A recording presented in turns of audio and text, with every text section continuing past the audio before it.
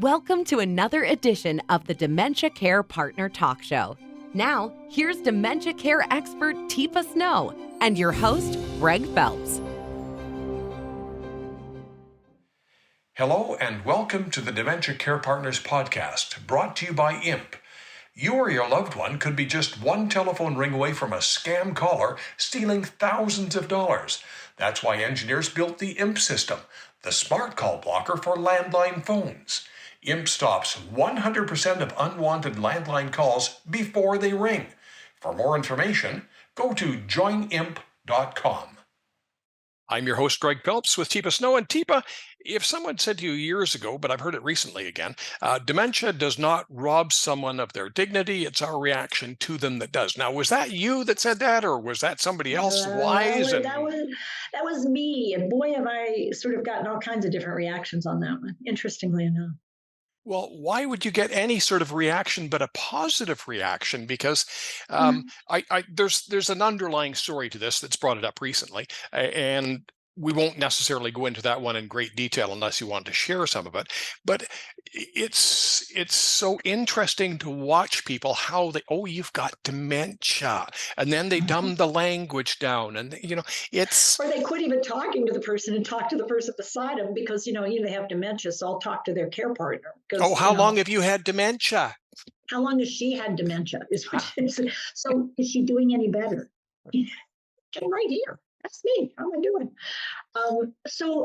It's interesting. So I get some negative comments. It's like, how can you say that? Dementia so diminishes people. And it's like, that's the point right there. If you believe that dementia makes someone less, unfortunately, you're the person I'm talking about. I get the gut reaction of, I've lost the person I had before. And that's grief. And I think we should recognize and address your grief. And when the person living with dementia feels like I've lost my life, we should address that grief. But that's not dignity. Dignity is when I say you are a whole human being with whole value, and I respect you as a person. And that hasn't changed at all. What does need to change is how I respond to you. And that I can't simply do a reaction. I can't do what I did before because it would hurt you, it would hurt me, it doesn't work. So I've got a choice. You know what? Your development of dementia, you didn't get a choice. It wasn't like you said, oh yeah, I'll take that one. So for me, it's like, I have an option and I choose to respond, not to react. And when I choose that, my goal in that is to help maintain you as the person. And recognize your validity and your personhood, because that to me is the bottom line. Would this be more common in associations with a person with FTD, frontal temporal dementia? Because they can seem so present and so in the moment, but then instantly forget that they were talking to you. And is that one of the more frustrating forms of dementia? I think the idea that FTD, it has so many different presentations. But for instance, I can't keep up with a sequence. So when we're talking, we have a back and forth, and then that's gone in that moment because it's called working memory, not recall. I'm not into recall. I'm just into working memory. And I can't keep up with what we just did. So I'm standing and I might say something like, well, what do I do now? And rather than say, well, what did I, you're making coffee. You have to put the coffee in the filter. And it's like, okay. And so what happens is we get frustrated because I can't do what I used to do. And it's a real different thing to say, oh, you're wanting what comes next. Tell you what, here's the filter. Open that canister. Yeah, you got it. Okay, now one scoop, and now the next one, let's get another scoop out of it. Okay, you've done it. Excellent. Close the canister. You got it. And now push this one right in here. And you can't see what I'm doing. Obviously, you can hear my words, but what I'm doing is using a lot of visual cueing in this particular instance. So that's how you maintain dignity, is respond rather than, well, you're going to make coffee, Greg. Have you not made coffee before? What's wrong with you? Oh my gosh. And if I have a type of dementia, a frontal temporal, where I've lost language. So, the situation you're referring to is the Bruce Willis thing. which, I was working with Bruce Willis and his family at his wife's request because they were starting to really have a hard time figuring out how do we do this. And they had a support structure team, but I mean, this different kind of skill stuff that we talk about turns out to be super important. And so really helping everybody sort of switch gears a little bit and get more supportive and less trying to make things happen and more supporting things happening. And if you don't have language, boy, do you have to learn some strategies that are different. It's difficult for the average person, but when you take it to somebody like a movie star or a former Supreme Court Justice of the United States, where people have this memory, this expectation, this woman was a genius, this man was a brilliant actor, and it's not there anymore. The person is there. Yeah, the person is there. So how do you connect to the person? Well, you know what?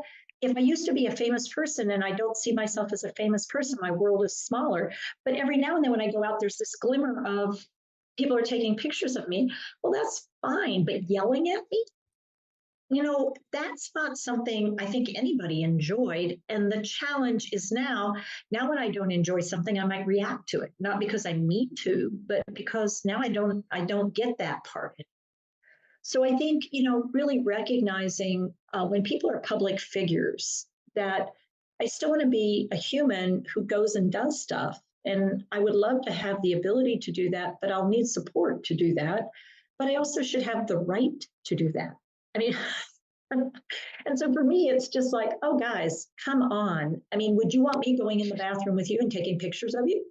I mean, would you want me, jumping in front of you when you're driving your motor vehicle and snapping a pic? Like how distressing that could be for you. I mean, and you're not, but it's coming out of nowhere for folks sometimes. And it's not just famous people. It's, when I come up behind somebody and go, oh, how have you been? And it's like, geez, I didn't know you were coming. Boy, talk about, bad things can happen when you surprise me. And my brain is not prepared for that, essentially. So I think social media, and this could be a whole other topic, but social media has led to a bit of that because people want to get that picture, the selfie, and with the famous person in the background. And there's not much consideration in normal circumstances given to stars or famous people or judges or anybody else.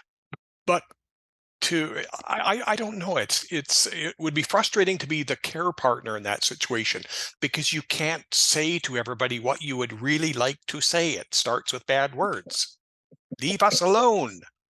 It's like, excuse me, we're just trying to have coffee. And so I encourage this sort of thing. I walk over to somebody and say, I understand you're really excited. I'm going to ask you for a huge favor. We're just trying to have coffee. And if you want to take a pic from over here, hey, that's all on you. Please respect the boundaries because this is us going out to have coffee. And if you go beyond that, that's really not okay.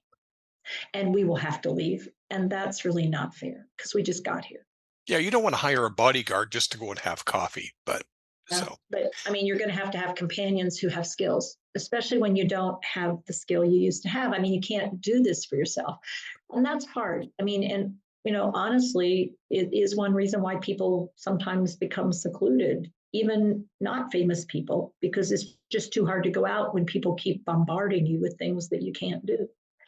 Yeah. So the nice part is that I'm hearing Teepa say that people reach out. And so you don't have to be a famous person to reach out to Positive Approach to Care. You have some services available to the average Joe, Jane citizen that can pick up the phone, they can email. How can people get in touch with you? Yeah, people can text, people can call, people can email. You can go on our website and chat. We have free half-hour consults. We have courses, we have opportunities, we have webinars, we have free things, videos, we have our podcast. We try really hard to be accessible, but we also try to be responsive. So if you go on and you go on our website, you can chat. We have live people. There's a little bit of a bot thing, I guess, but not for long because, if you say, I need help, well, then we'll go, yeah, okay, fine.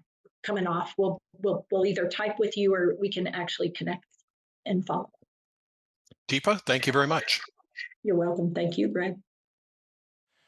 This edition of Dementia Care Partners is brought to you by joinimp.com, the smart call blocker for landlines. For more information on dementia care, visit teepasnow.com. If you're signed into your Spotify account, we'd love to get your feedback. How? Click into the episode details and look over the episode question and poll. Send us your comments and vote so we can answer your questions and better tailor this content to your needs. We look forward to hearing from you. Hi, I'm Teepa Snow, and you just found our YouTube channel and watched one of our videos. I'm the owner and founder of Positive Approach to Care. Thanks for watching, and if you liked, if you have a comment about, or you would, please share it with people you know. Oh, and if you haven't yet done it, consider subscribing. We'll let you know when the next new video comes out, and you might want to visit our website, www.teepasnow.com, where you'll find other resources as well. See you there.